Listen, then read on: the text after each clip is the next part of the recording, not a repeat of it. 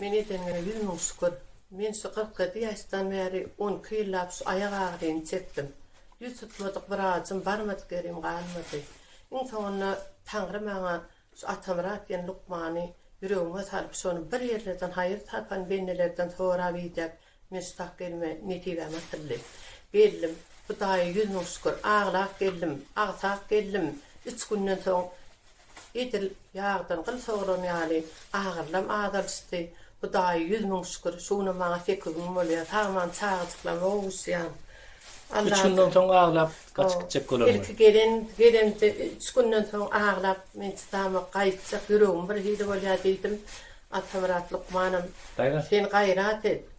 Şu yağdan da sen öýüňde ötsen sen näme bilen gotarsaň belli de senin halliçeniden hemmesini alan soňma Tanrı ýakasyn aýdasyň diýsi ýalym bu daýjan eden hyzmaty bile eden taglygymda beren hemme kuwaty mededi Allah Tanrıdan aýtdyn çağaçyklarna bolsun ömür zok bolsun eden orna bolsun Allah ýarany bolsun ol Allah ömür metinçe Atamrat Lukmana Tanrı ýakasyn sağ bolsun aýdyp ýasar etdi. Allah'tan çağırtıklam verip beğenip gitdiler Hudaycan. Huday muňa lukmançylyk beripdir men şoňa 100 000 şükür.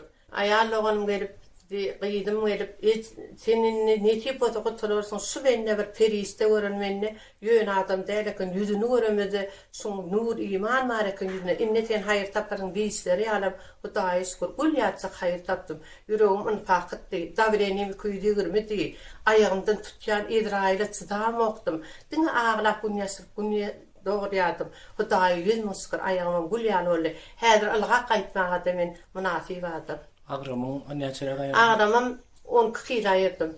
Biri 33 kilo edim, biri 23 kilo boldum. Edenne 100 000 şükür. Şu at özüň duýşuň gowy. Gül ýaly, edenne şükür. Sağ boldyň, ömrüň uzak bolsun. Emmek şätini.